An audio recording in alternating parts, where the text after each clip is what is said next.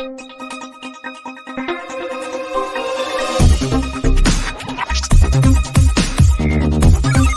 Friends, आज हम discuss करेंगे कोक मॉइस्चर को लेके।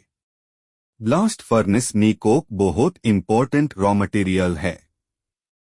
कोक हीट यानी एनर्जी का सोर्स है। कोक से रिड्यूसिंग गैस कार्बन मोनोऑक्साइड भी मिलता है।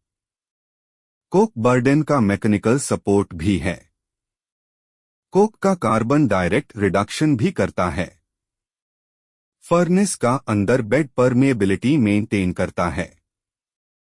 बट कोक बरसात में या दूसरा कारण से अगर गीला हो जाता है तो उसमें मॉइस्चर बाहर जाता है। भीगा कोक से फर्नेस में क्या इम्पैक्ट होता है, आज हम वो ही डिस्कस करेंगे। जब वेट कोक फर्नेस में जाता है, कोक के साथ एक्स्ट्रा पानी भी फर्नेस में जाता है। वाटर हटाने में हीट खर्च होता है। वाटर को स्टीम बनाने में बहुत हीट लगता है। फर्नेस कूल यानी ठंडा होने लगता है। आयरन मेकिंग के लिए अवेलेबल हीट कम हो जाता है। कॉम्बशन वीक हो जाता है। तो यह फ्लेम वीक हो जाता है। रेसवे छोटा हो जाता है। रिडक्शन एफिशिएंसी घट जाती है। डायरेक्ट रिडक्शन बढ़ जाता है। ज्यादा कोक कंज्यूम होता है। फ्यूल रेट बढ़ता है। हीट मेंटेन करने के लिए एक्स्ट्रा कोक चाहिए। फर्नेस अनस्टेबल हो जाता है। हैंगिंग, स्लिप, प्रेशर फ्लक्चुएशन बढ़ता है। हॉट मेटल क्वालिटी खराब होती है। हॉट मेटल टेम्परेचर कम, सिलिकॉन परसेंट कम हो जाता है। स्लैग थिक यानी विस्कस यानी मोटा हो जाता है। सीवियर कंडीशन में फर्नेस चिल्ड हो सकता है।